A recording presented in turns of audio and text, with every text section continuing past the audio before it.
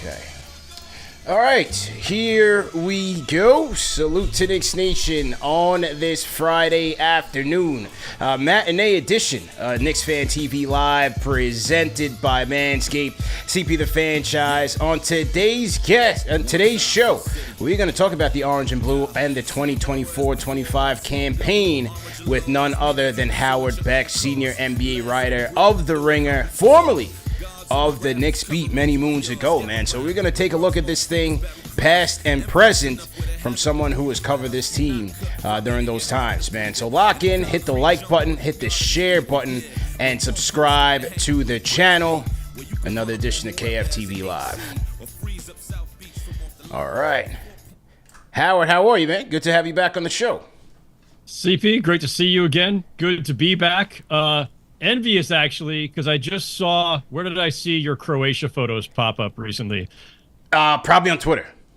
On Twitter, yeah. Yeah. That looked spectacular. High on my list of places that I still need to see, need to go, and haven't been yet. But I'll get there eventually. It looks spectacular. You got to, man. It was on my bucket list for a while. Thankfully, my girlfriend, her family is from there, so she was kind of like my tour guide through it all. So, I just let her plan the whole thing and just followed along, man. But it was breathtaking, absolutely breathtaking, man. You didn't bump into Zach Lowe anywhere along the way? I did not.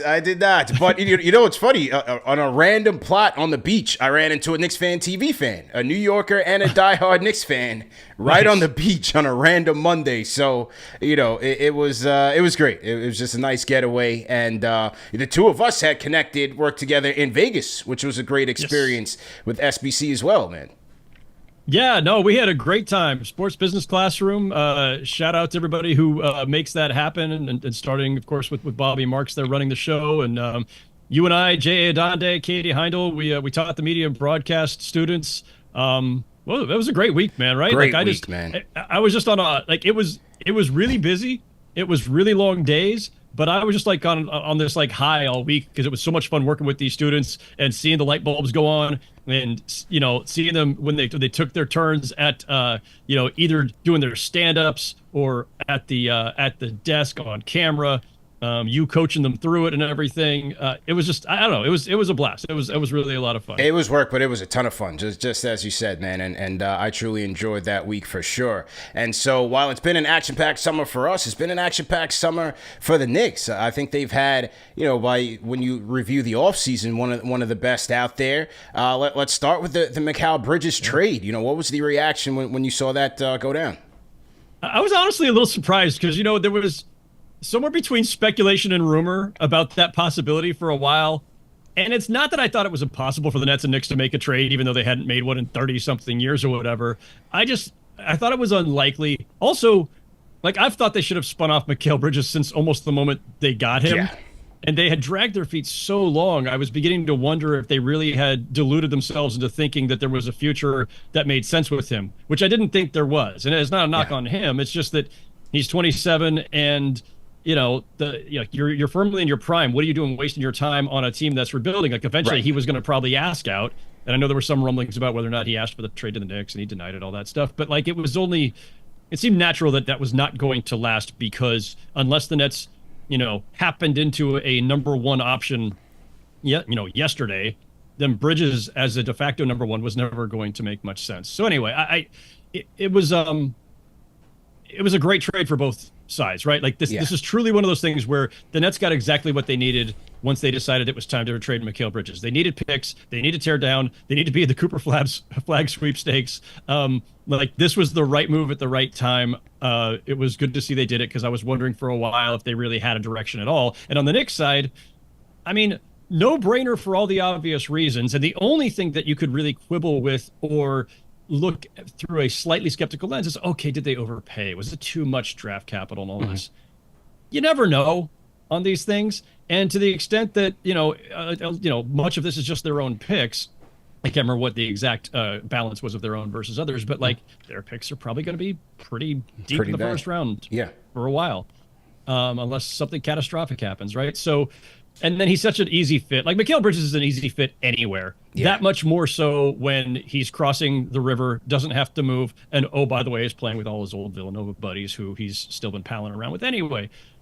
great chemistry is guaranteed on day one. The vibes were already immaculate. They will be even more so if that's possible. And he's such a versatile, like just malleable kind of player type, right? Yeah. 3-and-D, can handle the ball, can do a lot of different things. And so I think it's a home run trade for the Knicks. It's a great reset for the Nets. And I've kicked around the idea in my own head, like this is not a perfect analogy, but obviously Bridges is going to start.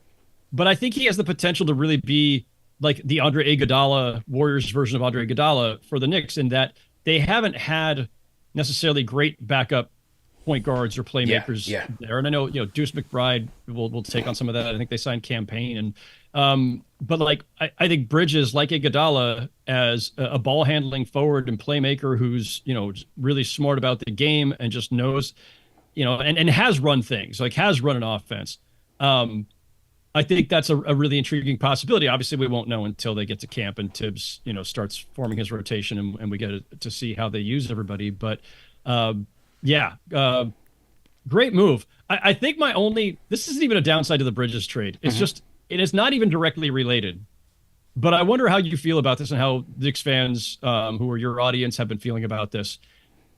If you had to make a choice, and this was not an either or, because these were different situations, but between having Hartenstein or having Bridges, I've been contemplating this almost just as an intellectual exercise. They've lost so much in losing Hartenstein, and it had nothing to do with getting Bridges. Like, one did not impact the other directly. But in terms of like the overall of the offseason, right? We always look at who's in, who's out for every team. I'm not saying that they're going backwards. I'm not sure that they're going forwards either. They may be about the same, which is fine because they'll have a full season of Anunoby, presumably. They'll have a full season of now Bridges there, of Randle. Just getting healthy and having this core back plus Bridges minus Hartenstein might push them forward anyway.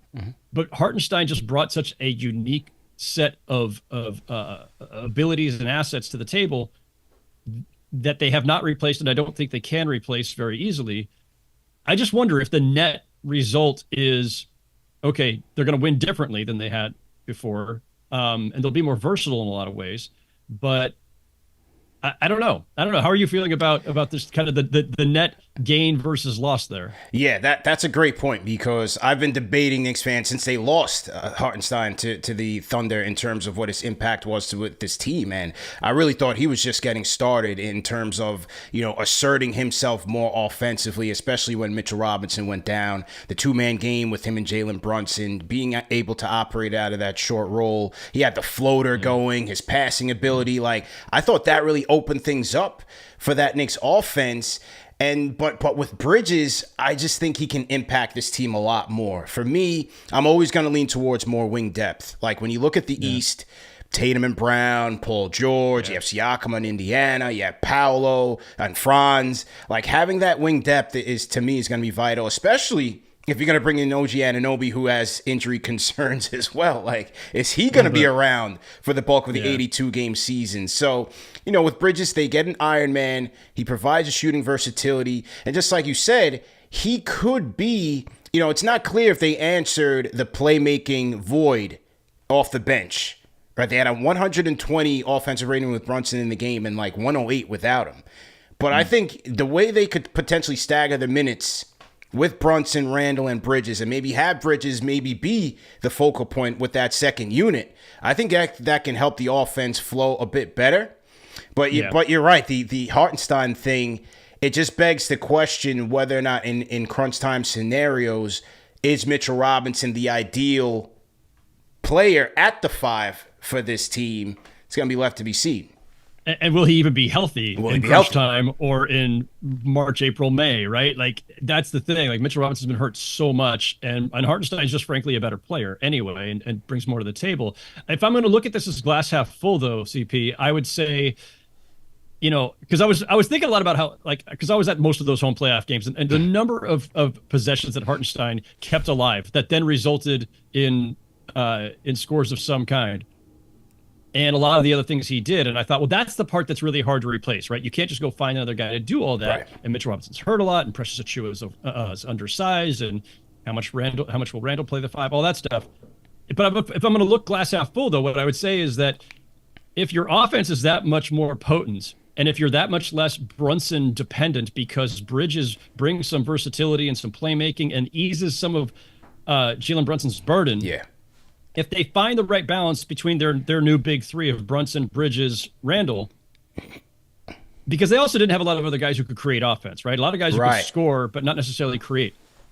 And so if your offense is that much more efficient because of what Bridges brings to the table, plus a healthy Randle, maybe you don't need all those offensive rebounds, right? Like, it's a great thing to have, but you need it only if you're missing, right? Like, by definition. Yeah. So maybe they're just have a more efficient offense. I still think, though, just because there are nights, even in today's NBA, obviously, where you need size. And let's put Jericho Sims aside. I don't know that he's somebody you really want to rely on in this rotation. But after Mitchell Robinson, it's Jericho Sims at 6'10". Everybody else on this roster is 6'8" and under. I don't know if that's a problem or not. It probably is against Philly and Embiid. Or certainly could be. It may be for the 2 games you play against Denver. Right. Or if you met them in the finals, I guess. And, there's not a lot of other teams you worry about, having to bang with another, like, big-time offensive center. But you do need size in this league still. And I have to imagine they are still scouring, the market and will be going into the season, right? Like, probably nothing's happening in the next month and a half here, but, like, I gotta think they're still looking for some insurance at minimum there, if not potentially an upgrade.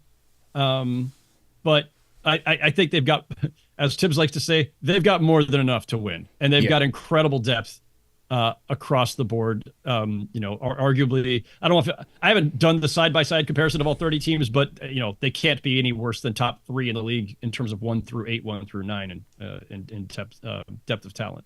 Yeah, I think the backup 5 that'll be this season's trade deadline, look at in terms of what they do there. Like, will they play it out, see where things are by the trade deadline, see what teams may be trying to sell or pull it back a little bit, and then that could be their, Derrick Rose, Josh Hart type of move. Where is it a Valanciunas? Is it a Capella? Maybe a Larry Nance Jr.? The good thing about the team is that they've been able to maintain that flexibility. They still have a few draft picks left. They have the mid-level exception that they can play with. So, it's going to be left to be seen where they go in terms of the backup 5 spot. In terms of Julius Randle, Jalen Brunson was in the news when he took his deal a bit early, but Julius Randle, who's contract extension eligible, no news in that regard. How concerned are you about Randle and the Knicks going into the season? Overall, not. But I mean, we know that Julius Randle is kind of emotionally, I don't want to say high strung, but like he's has his volatile moments, certainly on the court.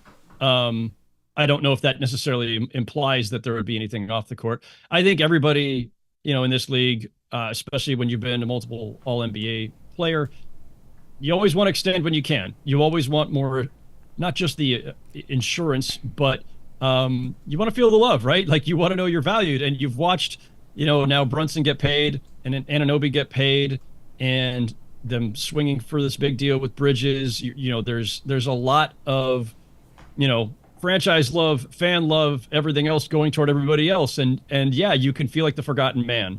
So I don't want to mind read or project, but those are all possibilities, right? I don't know what Julius Randle's feeling right now. But is there a possibility that that's kind of lingering in the back there? If he didn't get the extension, if he goes into the season without it? Yeah, I mean, this is the NBA. Those are real concerns in the abstract. You hope it's not an issue for them, and you hope he's healthy.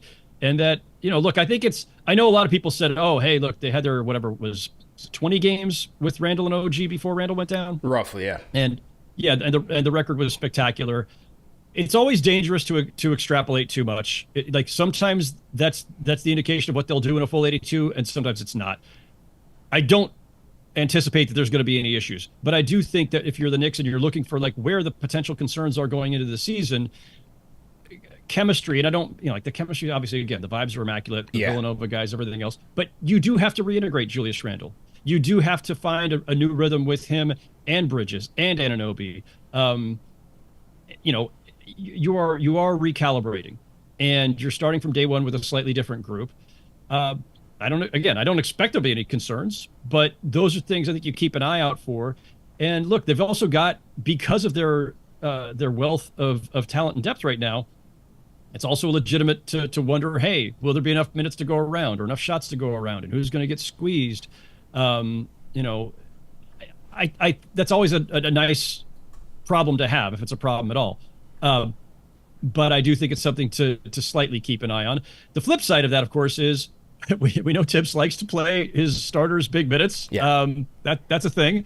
And having that kind of depth, if Tibbs elects to use it, could keep guys fresher longer.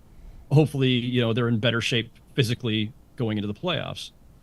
Yeah, no question. And I really do hope that Tibbs leans on that depth. I mean, you put Dante DiVincenzo and Josh Hart in, to me, ideal scenarios where they are moving to the bench and can be much needed reinforcements off the bench. But man, you look at DiVincenzo, who had arguably the best shooting season of any Knick. I mean, 40% from the field on 8 attempts. He breaks a single season record. They've got to be able to make sure that he can get in there to let it fly, because he was outstanding for them last year. Yeah, no. Like, whatever happens, he has to be like getting massive minutes in the rotation. But then you look at the rest of it and you're like, well, you don't really want to squeeze Josh Hart's minutes, and you know you're going to probably play a little bit of Deuce McBride, and you know Achiuwa's your first big off the bench, presumably. You know, now that's 9 guys already, and consistently playing 9 and giving them all X number of minutes. I think Fred Katz actually just did the exercise in one of his pieces recently, trying to break down like how you would allocate the minutes.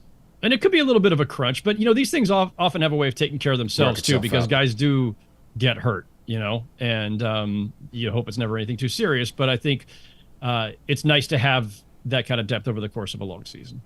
CP the Franchise, Howard Beck of The Ringer here. Salute to everybody in the chat. Once again, hit that thumbs up button for you boys. Like, share, and subscribe to the channel. I want to shout out franchise channel member Apostle in the Making. He's been a franchise channel member for 18 months, and his question is along the lines of what we were talking about here. He says, what are the chances of running a 10-man rotation against teams we should win against?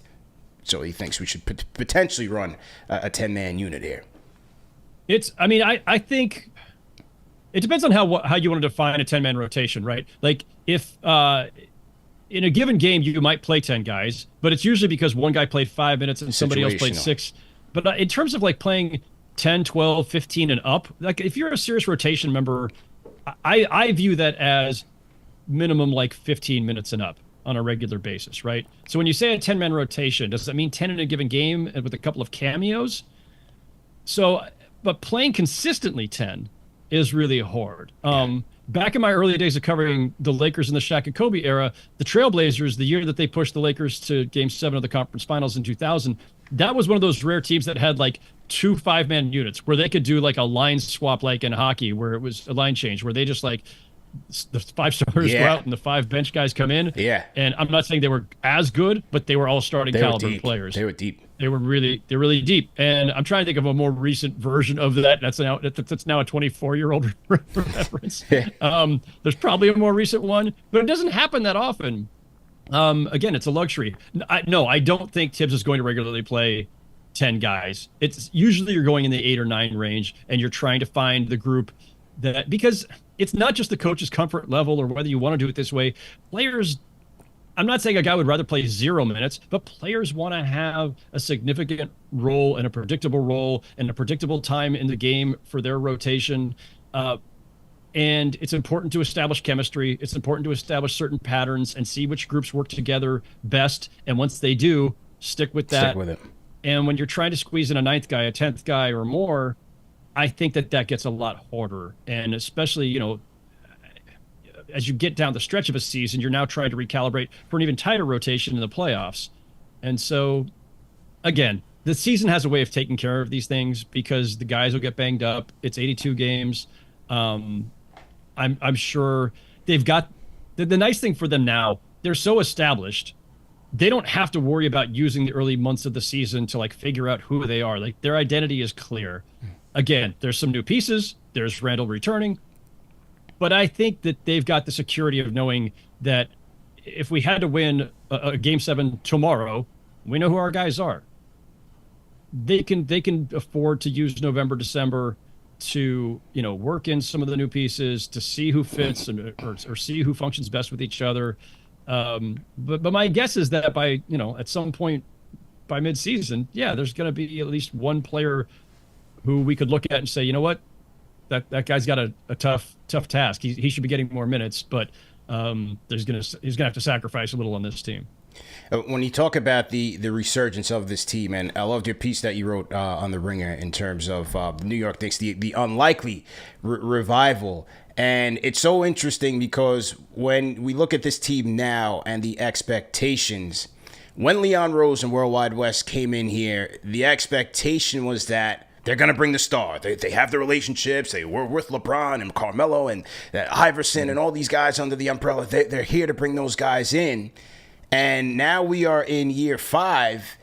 They didn't necessarily acquire that guy, but when they brought in Jalen Brunson, his ascension has pretty much completely changed the trajectory of this team. And it was not necessarily the expectation even when they brought him in. No. It's so amazing the way that this has unfolded over the last, I guess, 4.5 years now. And thank you for the shout out on the piece. That was, I think, back in April, May. April, May. Yeah. Yeah, it was, you know, I'll say this, you know, up front. When they hired Leon Rose, I was skeptical, but I've been skeptical a lot of times when teams, not just the Knicks, have gone in a direction where they're hiring somebody who just doesn't have any track record in this area, right? It's one thing to be a highly successful agent and businessman. Running a team is a completely different thing. I was skeptical when Brad Stevens went from head coach of the Celtics to GM of the Celtics, for that matter, or president, whatever his title is, because it's coaching and GMing are not the same thing. And yes, I and pretty much the entire league thought, well, here go the Knicks again. Here goes, you know, Jim Dolan again, hiring somebody based on the idea that this person will get me stars because of who they are or who they know, who their relationships are with. I mean, that's what drew him to Isaiah Thomas, who I was covering way back when I first came to New York in 2004. That was, you know, you could see that in why he hired Phil Jackson. Like I wrote at one point years ago that there are two types of people that Dolan was always hiring.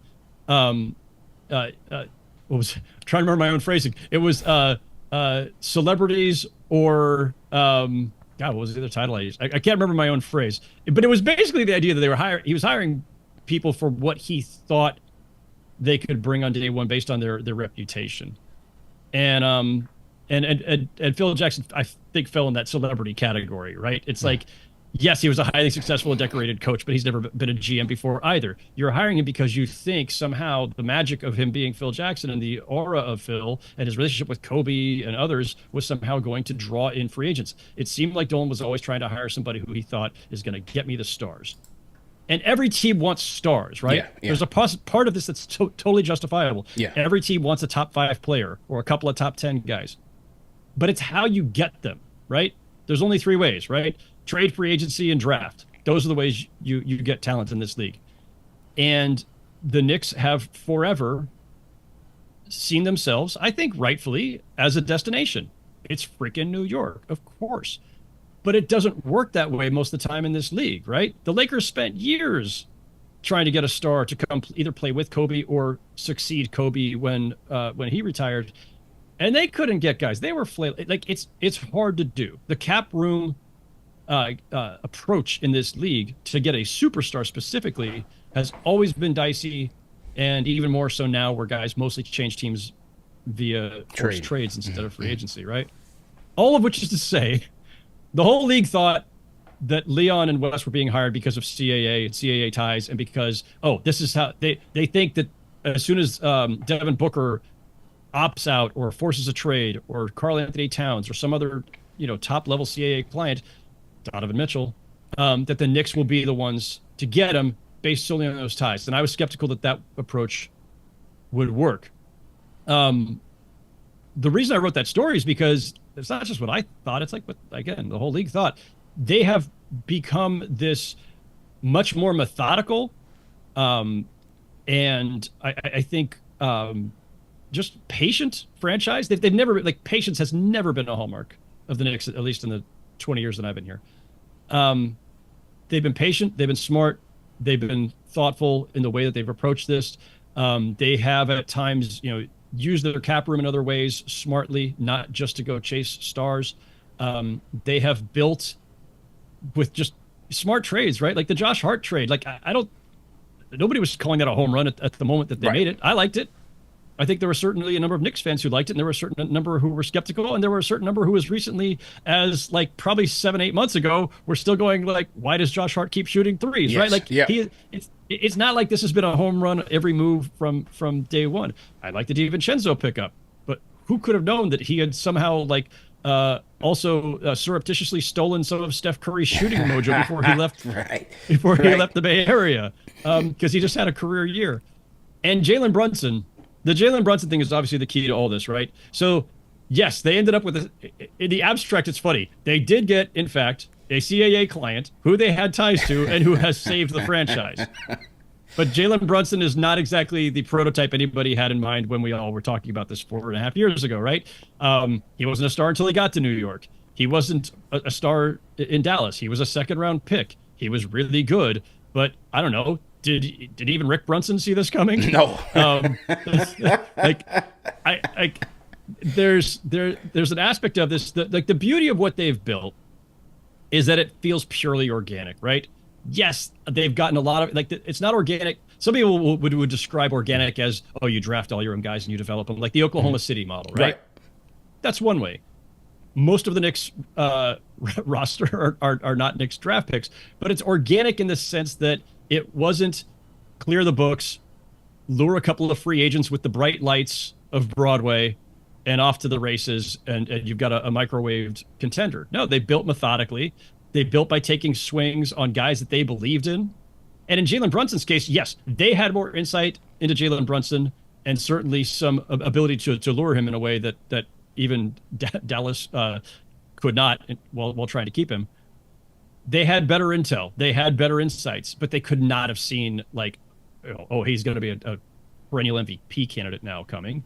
All the little moves, right? The DiVincenzo and Josh Hart, and being the team that was able to pry OG Anunoby loose finally from Toronto. They've just made a lot of smart, more modest moves. And it's not the home run swings that I was seeing during the 9 years that I was covering the Knicks for the New York Times, or that we've seen for most of the last 20 years. Like they're doing it differently. And it's absolutely to Leon Rose's credit that he has created a front office and created some breathing room, I think, between the front office and ownership, or maybe a trust that prior administrations either didn't have or didn't keep long enough. No. Well, that was going to be my exact question. Was did you think, especially during the time when you covered the team, Isaiah, Grunwald, Walsh, were those guys more buckling to potentially to Dolan pressure? Whereas, is it possible that Dolan had kind of learned from those experiences and says, you know what, let me just let Leon and these guys do their thing until I need to jump in, or things are getting tough here? Yeah, I mean, it's funny because really this version of the Knicks and of Dolan's ownership, right? Like his ownership starts in like 99, 2000 range. So when I get here in 2004 and Isaiah has just taken over the previous season, that's where the narrative of the Knicks and their dysfunction really starts, is during that period of time. And it's early in Dolan's ownership. So what he has or has not learned over the last 24, 25 years is hard to say.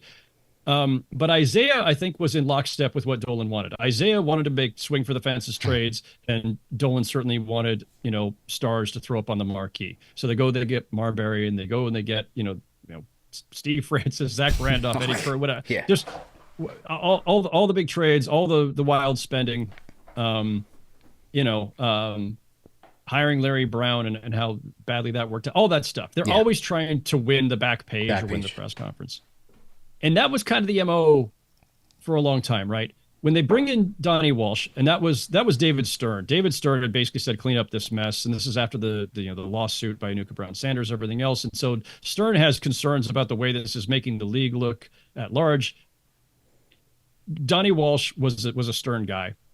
And so Dolan hired him not on his own impulses, but with pressure from what was then a very powerful league commissioner, David Stern. Donnie did things differently. Donnie did things his own way, and Donnie decided to do the teardown that was going to get them cap room to go chase LeBron, and of course they end up with Amari Stoudemire that summer. But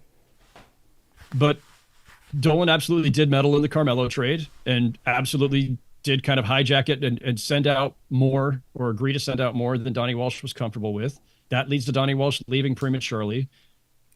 Grunwald steps in. Grunwald made some really nice moves, and then a year later, unceremoniously and at the last minute, like it was like the eve of training camp or media day, suddenly he's out and Steve Mills is back. Yeah. I don't need to go through the entire litany, but it's just the point being, I think there was, consistently a combination of impatience of Dolan trying to impose his own ideas and making front offices uncomfortable. But on the day he hired Phil Jackson, or on the day of that press conference, Dolan himself basically said something to the effect of, "I've learned my lesson and I'm backing away. This is Phil's thing to run." Mm-hmm. Well, the problem is that, as is often the case, and I'll say this about several people that he's chosen for this job, he picked somebody who was not prepared for that job. Yeah. People know I covered Phil Jackson for 5 years in LA. I like Phil. I enjoyed covering Phil. I talked to him maybe twice his entire time in New York. It's not like we're tight or anything. I liked him, but I was like, the whole time I was like, is this really what he wants? Because he had always said he didn't want to be a front office guy. Yeah, right. And he didn't want to meet with agents or do negotiations. And I thought, this is okay, good luck, but I don't think this makes much sense. And I didn't think it made sense and I like Steve Mills. I've known Steve Mills now for 20 years. I didn't think it made sense to bring Steve Mills back. Steve Mills had never been he was a business side guy at the Garden, not a GM. So they bring him back, and it was him and Scott Perry, and they bring in Leon. And again, I think in every case, I wasn't sure that the process or the thinking was right. In this case, I got no argument here now. Leon's done an incredible job, and and he's hired really smart people too. That's part of this too. He hired a really veteran, savvy front office, guys who'd been around the league with other teams who had success in other places. That all matters too. And I don't think Phil did that. Donnie wasn't here long enough to see through what he was trying to do. So this is the first period of time. It's not just it's easy to just look at it and go, oh, look, they're having success. So things are quiet and things are calm and things are okay. All of these things kind of feed off of each other. You create a tense, chaotic atmosphere, you get chaos, and you back away and let people do their thing. And, maybe Leon had more latitude on day one than his predecessors did. Maybe he earned that latitude over having some early success that kept Dolan at bay. But this has certainly been not just the most successful period of time in the last 20-something years. It's got the most promise for a longer runway, right? Even the 54-win season with Carmelo did not look sustainable because of guys having career years, or some guys who just it all goes hand in hand. It's not just the record. It's not just back-to-back years of making the second round. It's not just that Jalen Brunson's in his prime and looks like he's going to be an elite player for years to come. It's that even leading up to all of this, there was a calmness and again, I just use that word, methodical approach that I don't think we had seen for the last, previous 20 years or whatever.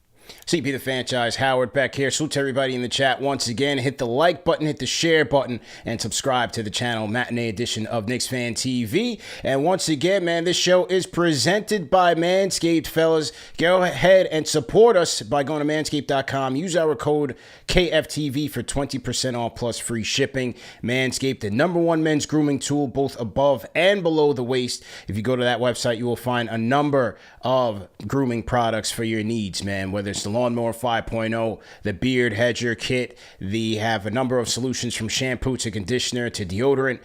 Whatever you guys need, no reason to be caught out there lacking. Remember, it's still summertime, man. So take care of yourself. Go to manscaped.com. Use our code KFTV for 20% off plus free shipping. And just remember, no testimonials. Just go get the products. No testimonials. Trust and believe. We don't need to hear that. We don't need any of that. We don't need that. Just go out there and get those products. Right. When I had my podcast back at Bleacher Report, Manscaped was one of our sponsors, and I did a read for them, which I will not repeat the entire verbiage of here today. It was the single funniest, potentially embarrassing read I've done. I did it willingly, though. It was fun. It was hilarious. Yeah. Great products, though. I've got one here. I will not give my testimonial because the listeners just don't need it. They don't need to hear that. We have a lot of fun with it, man. They've been with us for over 5 years now. So between the hosts and the audience, we definitely have a lot of fun with it. A couple more on the Leon front. It's interesting because since Scott Perry had resigned or left or had finished his term, Knicks don't have a GM. Have you seen that before in the years covering the beat? Is that unprecedented? Is it more, you have Rosas there. You do, as you said, Leon Rose has surrounded himself with a good team. Have you seen teams operate without a general manager for a long time? It's funny you ask, CP, because it's kind of a trick question in a way. Every team has a little bit different kind of like flow chart or nomenclature that they use for their hierarchy in the organization. So some teams have a team president who is effectively the GM, right? Like David Griffin, even when Trajan Langdon was there, Trajan Langdon was the GM of the Pelicans, but David Griffin was the president and he was basically running the show. In another organization, it might have been GM and assistant GM as opposed to president and GM, right? So every team approaches it a little differently. I feel like more teams these days are doing the team president and GM approach, but I don't know that for sure. So it's, that they don't have a guy who has the GM title, I don't think is really that important or remarkable necessarily. You know who's running the show. In this case, it's Leon and Wes, and Gerson Rosas and Frank Zanin and Walt Perrin, Brock Aller, right? You've got all these guys who all had great experience in other front offices who brought a lot to the table. My understanding of the way that front office works is it very much is a collaborative approach there. This is not a top-down operation. And that makes sense, right? Again, Leon knows what he knows. He was really great as an agent, as a businessman, but he was not somebody who'd ever put an NBA team together, a roster together. So you would hope, because this is the thing I think people sometimes don't understand about how an NBA front office works. Yes, it helps to have the guy at the top, the GM or the president, whatever it may be, to be somebody who is really savvy about the cap, about everything, chemistry, sports science, talent acquisition, talent assessment. All of those things matter, but it's an executive job. It's managing people. It's managing upward and downward. Upward meaning obviously ownership. It's managing expectations. It's and it's assembling smart people who, if you're not great at talent scouting, make sure you've got some people who are great at talent assessment. If you're not great with the cap, make sure you've got a great cap guy. If you're not great with, whatever it may be, the point is to lead. And so I think what Leon has done, and this is not, again, not saying that he doesn't have some of the expertise in some of these other areas. He's been in the basketball business for a long time on the agent side. But he surrounded himself with a lot of people who could do a lot of the things or have more experience or more knowledge in some of the areas that he didn't. And something the key is creating a collaborative environment, which again, that's my understanding is that's really the way they operate there. Everybody, egos are out the door. I don't think that was always the case with prior administrations. And they're just trying to find the best creative, smart ways of putting a team together. So that's, again, to the credit of everybody working there and for Leon and to Leon for setting that kind of tone. This past offseason, they also signed Tom Thibodeau to his contract extension. Well-deserved. Tibbs with 175 wins, 5th all-time already in Knicks history. And the Tibbs hire, as well as his success, is interesting in terms of, Leon, number one, having the conviction to bring him in to really set the tone and establish the culture here. Because on the outside, when you look at the player polls and year after year, and he's oftentimes the coach that's number one that you don't want to play for. Yet on the flip side, you look at things and things are going very well here. I mean, this team made the playoffs 3 out of the 4 years. All these players going to bat for him. Whether it's a PR thing or truly genuine, you really haven't heard anything or seen anything in terms of locker room fraction or rift between player and coach. Brunson loves him, and they're attached to the hip. So what do you think about that dynamic? The outside perception of Tibbs and what's really going on here with the team. Yeah, it's interesting, right? The Athletic does that poll every year where they talk to as many players as they can, and they get a good sample size. Like, it's a massive sample size, and they've got a big staff, so they're getting 150 or whatever players. So it's a legit sample size, and Tibbs tends to win that poll of the coach you don't want to play for. I go back to when Tibbs was in Chicago. I went out there to do a story once about, and this was, I didn't realize this. It was maybe within the next year after that things really started to deteriorate publicly between Tibbs and the front office. And I think it was already clear that there was some tension there. But I read a story about how basically, like, the reason the Bulls were having the success was that everybody had a similar kind of I would say that maybe value system, right? So we know what Tibbs is about, right? He's going to be demanding. He's going to emphasize defense. He's going to ride guys pretty hard. He's going to play every game like the fate of the universe depends on it. That only works if you have the players who are willing to do that, right? You don't take, there are probably players we could give it as an example, but you don't want to take a player who doesn't want to work hard, or doesn't want to defend, or doesn't want to hustle. Yeah. You can't take 12 of those guys and say, oh, well, Tibbs will just sprinkle Tibbs magic on them, and lo and behold, they'll be a great defensive team. In fact, look at his time with the Minnesota Timberwolves, where they were perennially bottom third of the league, 20 to 30 range in defensive efficiency. The exception being the one year they had Jimmy Butler. Why? Because Jimmy Butler was already a Tibbs kind of guy, or he's a Heat kind of guy. He's a Jimmy Butler kind of guy, right? What the Bulls did well was the front office got the kind of players who could allow Tibbs to be Tibbs, and who were willing to be coached in that style and play at that level and be in that kind of pressure cooker sometimes, or just a hothouse, right? There was always rumors of, or there were more of the rumors of, players sometimes didn't want to go to the gym on an off day in the summer or whatever, because if Tibbs was there, he's going to put them through a workout. Like they were like fearing, and these are the guys who worked hard too, but they had Jimmy Butler and Joakim Noah and Taj Gibson and Luol Deng and Kirk Heinrich. They had guys who fit what Tibbs wanted. So it was the perfect marriage of a coach who needs a certain kind of player or demands a certain level, and players who would embrace that, and a front office that consistently found those guys, including like Noah he was a lottery pick, and he was like 9th or 10th, and Taj Gibson I think was late first round. Jimmy Butler was the 30th pick. The Knicks, again, to their credit, and they had some missteps, right? Hello, Cam Reddish. Yeah. I was just going to say. They have gotten some guys who were not Tibbs guys, and there have been a couple of disconnects, but whatever, it happens. Like every team, we could nitpick every team. They have found the right kind of players to play to Tibbs's level and his demands. Point being, those polls that The Athletic does, there are probably players in the league who would prefer a different kind of coach. And it doesn't mean that they're necessarily soft or that they're not winning players. They might just thrive better in a different kind of atmosphere. But there are no such concerns, clearly, with the guys, the core guys that the Knicks have acquired to play for Tibbs. So I think some of the concerns about him and some of the critiques of Tibbs are legit. Some of them go too far. And I do think that by the time his run ended in Minnesota, there were people around the league who thought that he might not get another shot. And, Leon obviously believed in him. It has paid off handsomely. And I'll just say, one more quick stipulation here. I didn't think he was the right hire at the time, not because I didn't respect Tibbs' coaching acumen, at the time that Leon took over, my view of the Knicks was this is not a team that's prepared to win again right now. Like they got some work to do.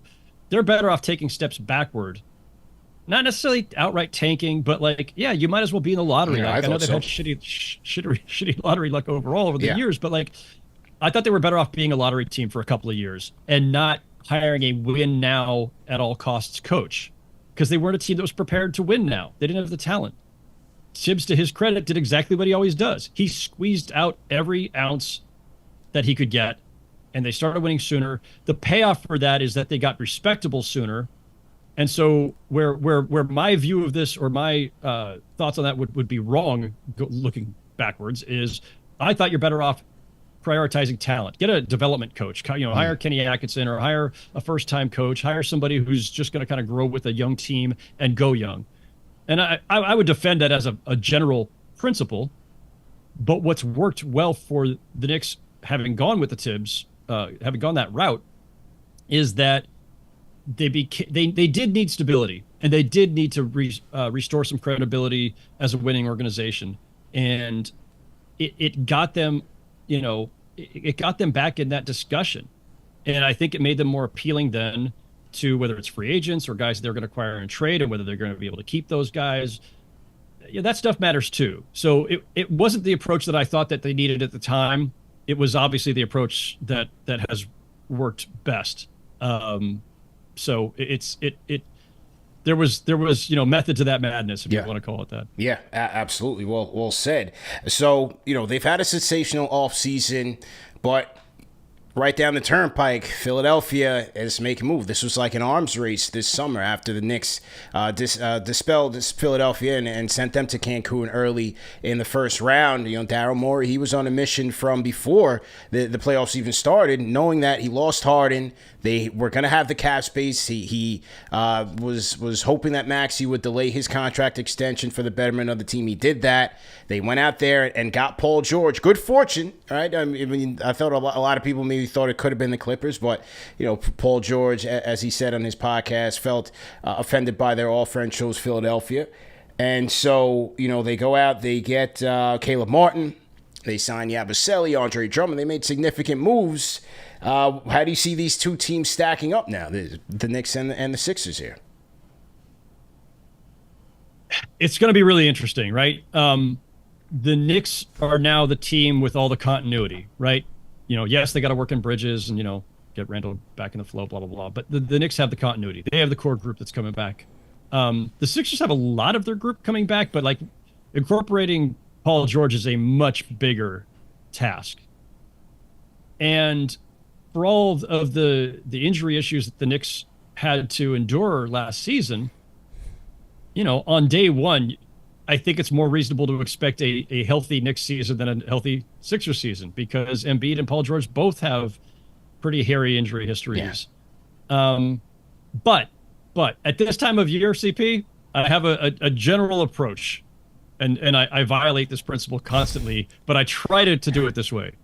When we start talking about, project the season, how many wins, how many this, predict the 1 through 8, I generally assume health. Right? Mm-hmm. Now, if it's Kawhi Leonard, who every year without fail, because he's got a chronic knee issues, right? Yeah.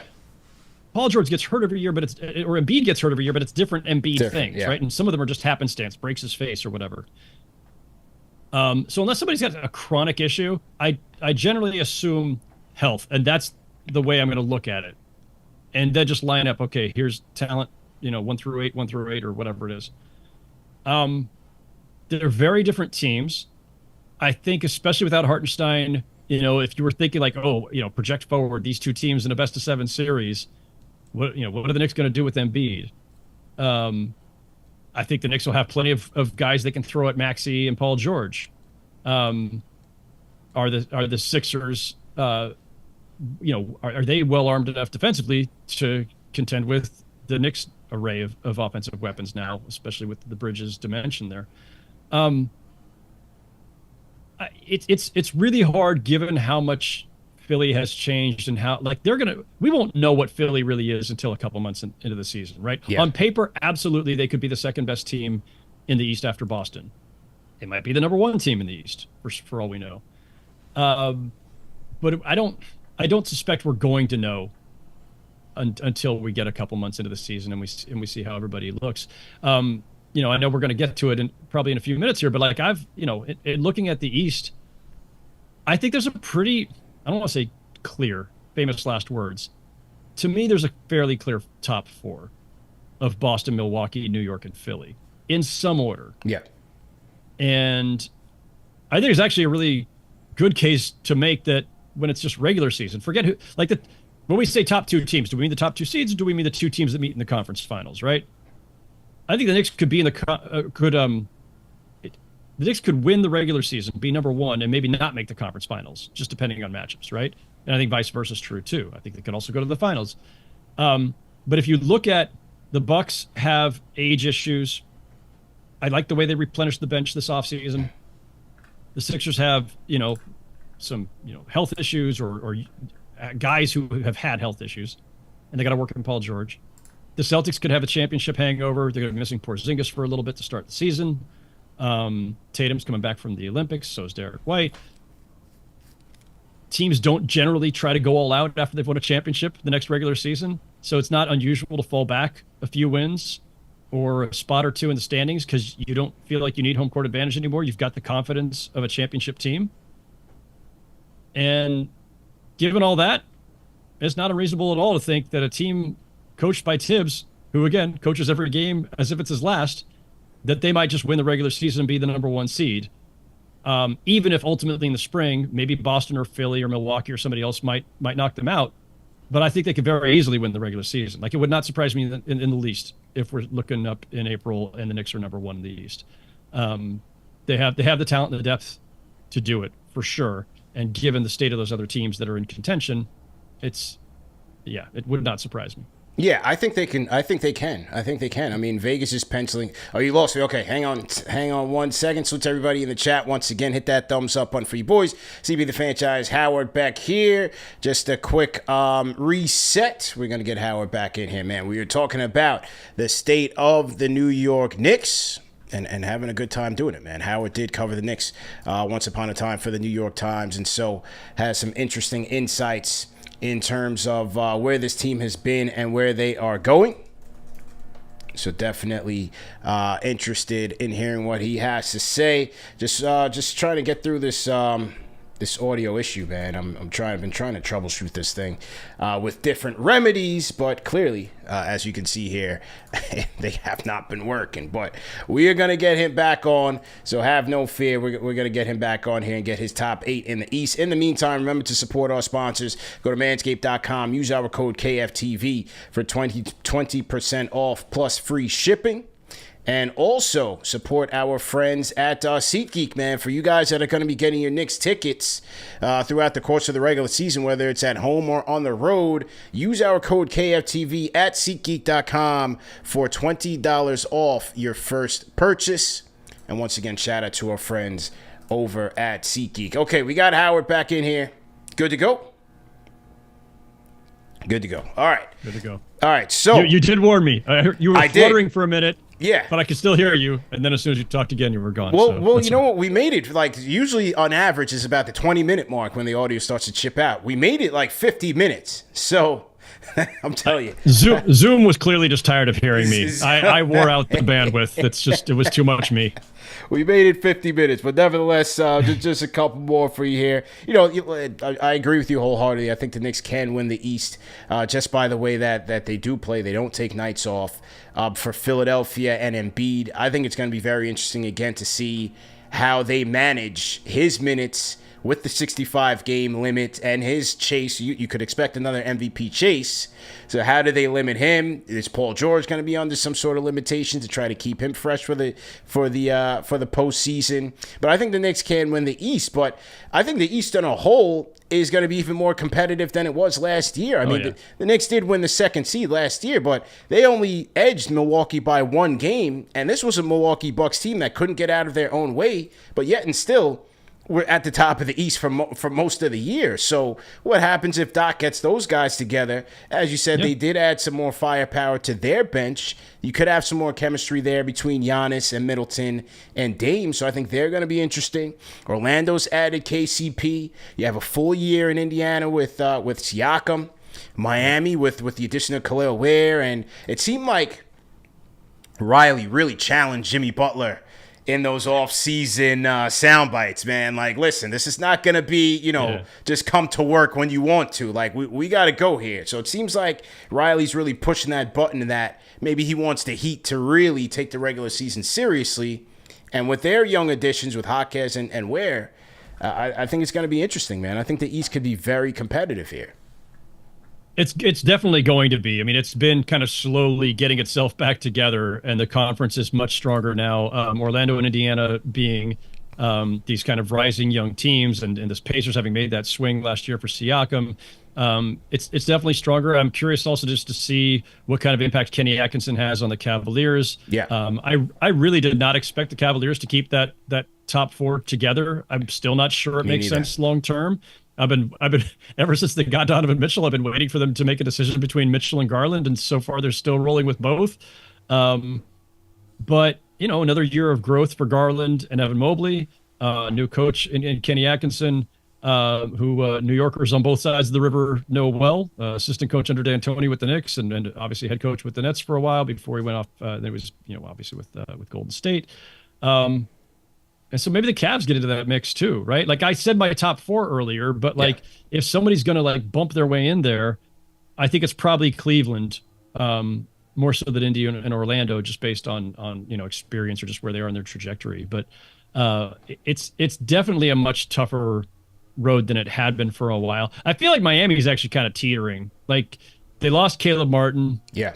They waited all summer last year for Dame and didn't get him.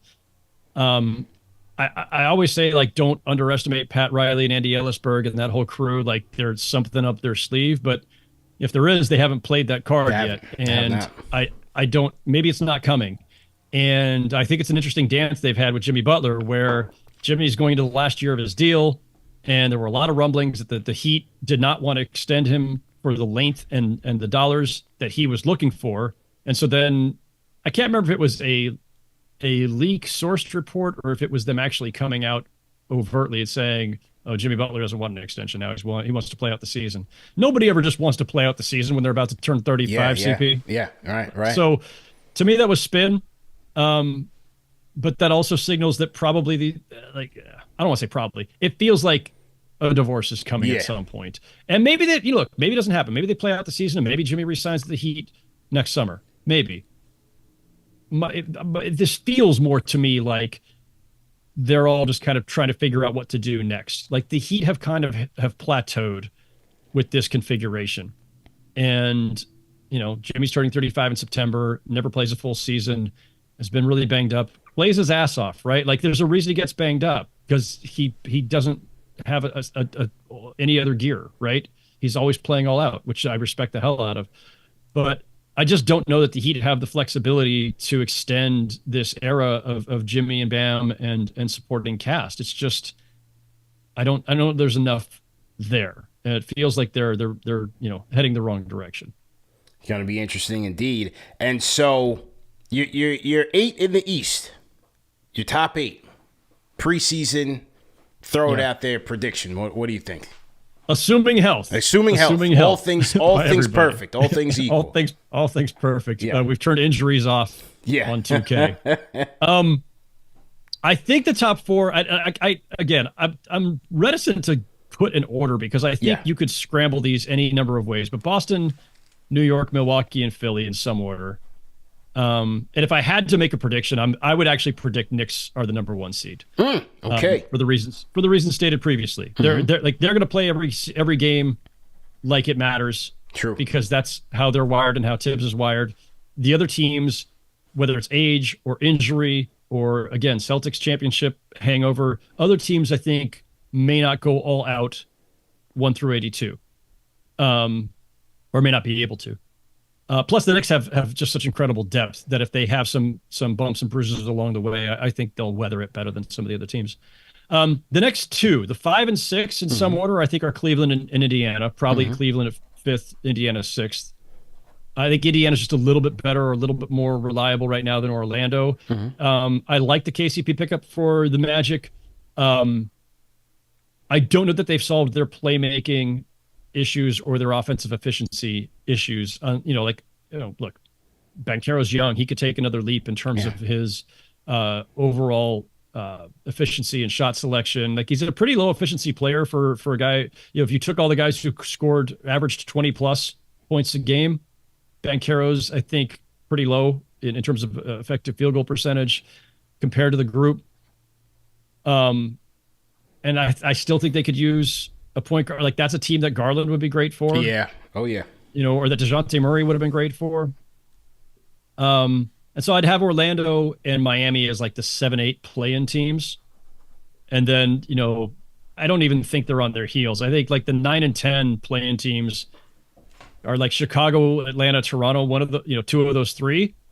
And I don't even, when I look at them, normally you're saying like, oh, so the things break right. Maybe they're 7-8. I don't even, I think there's a clear cutoff. If Miami stays healthy, Orlando and Miami to me are the top, are the two teams that round out the top 8.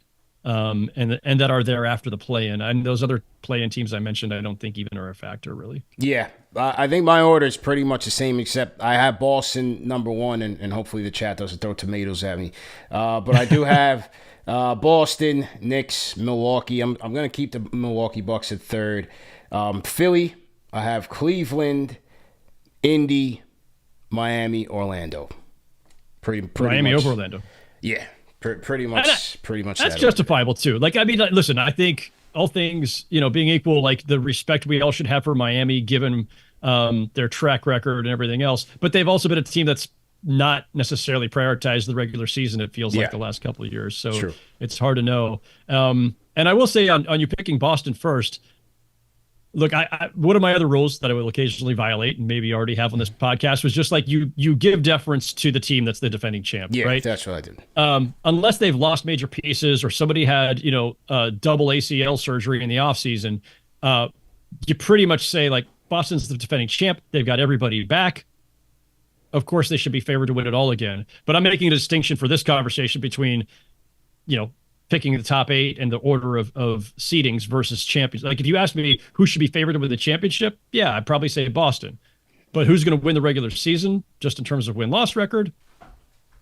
I think there's a pretty logical scenario that for the Knicks to be there.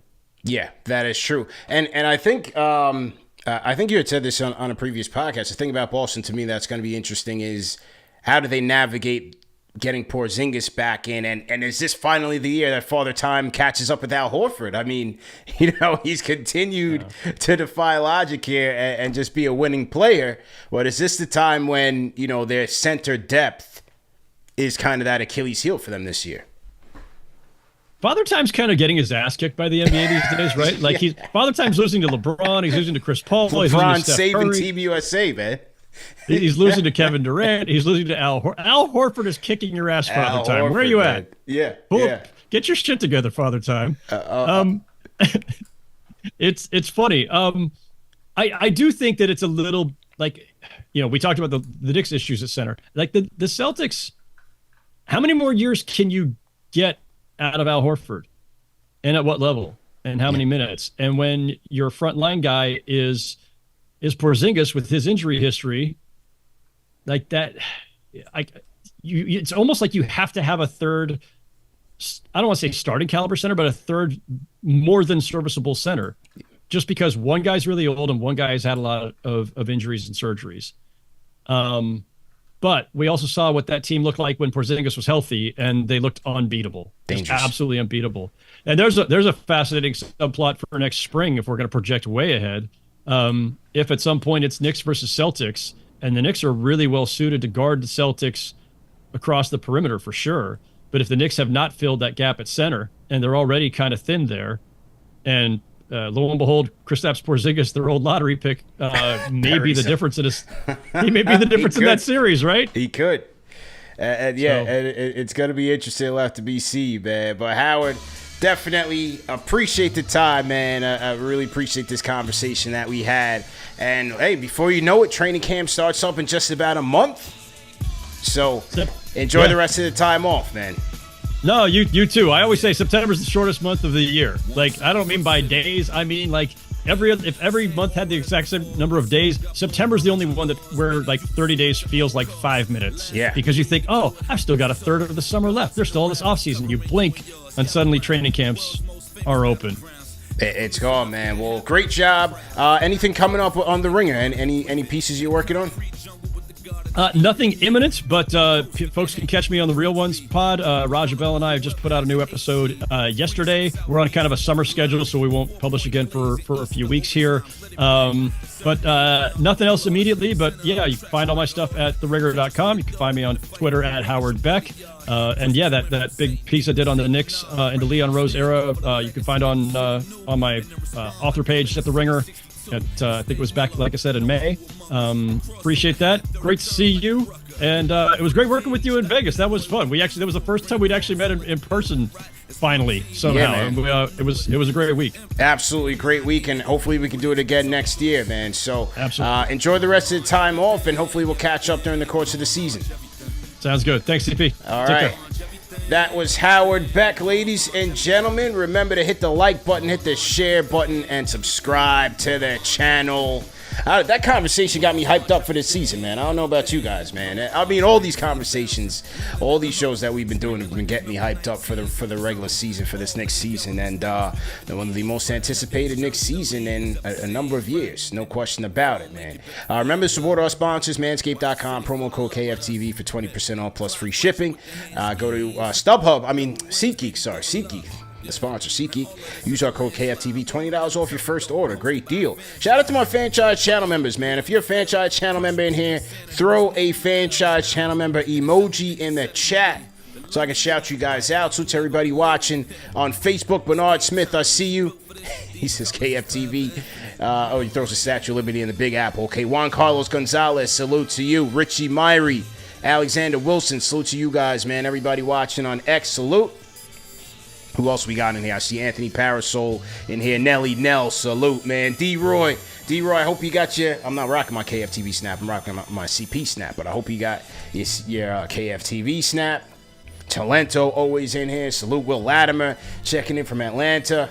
John L. Torre. What are your top 8? What are your top 8 for the East, man? What do you guys think? Give me your top 8 for the East. Where do you put the Knicks? Is it number 1? Howard put him at number 1, man. I don't know if he was trying to, buy some points for his next appearance, but he put the Knicks at number 1. What do you guys think? La Shooter, salute, man. Will Hooper, I see you in here. Salute, man. Jay Rose, salute to you, man. Do things in here, my guy. Gamble, what's good? Who else we got in here? We got Talento, I said. Above the Rim, always in here. Yeah, man. Salute. Ari from Taiwan, checking in from Taiwan. Ari, salute, man. So yeah, I gotta figure out this Zoom issue before the season starts. I think I've been troubleshooting a lot of different software and firmware and drivers and all of that. It's these Macs, man. Remember I told y'all I was steadfast against these Macs. I don't even have an iPhone, never had one. It wasn't until I started this show that I had to, really go against the grain here and get a super computer here, a high performance computer. So that's why I got the MacBook. But when you download these updates, not everything works, and so I think that's what the issue is.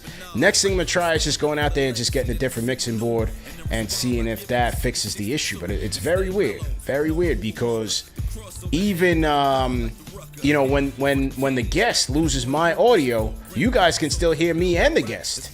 So it's very weird. I don't know what's happening, but listen, at the end of the day, we're gonna figure it out. Technical issues happen. We're still able to get through the show without a hitch. And that's just what it is, man. Remember that these shows are available in audio podcast format. No reason to miss it. If you did, just go ahead and catch us on all major podcast platforms. Also, if you missed today's show live, just go ahead and hit the rewind button or salute to the replay gang, man. Leave me a comment in the comment section. And let's get it going. Eric L. Beats, I got your text. Facts, man. 2 more months. 2 more months to go. And we are back at it. Back at it, man. All right, man. I'm going to get out of here, man. Get to the gym, man. Get my workout on. You guys at home, enjoy your weekend. Be happy, be healthy, be safe. Enjoy your Friday and enjoy what's left of the summer for sure, man. So anyway, CP the Franchise. I'm out of here, man. Good to see you guys. Thanks for tuning in. #1 show for the fans, by the fans. Like, share, subscribe. We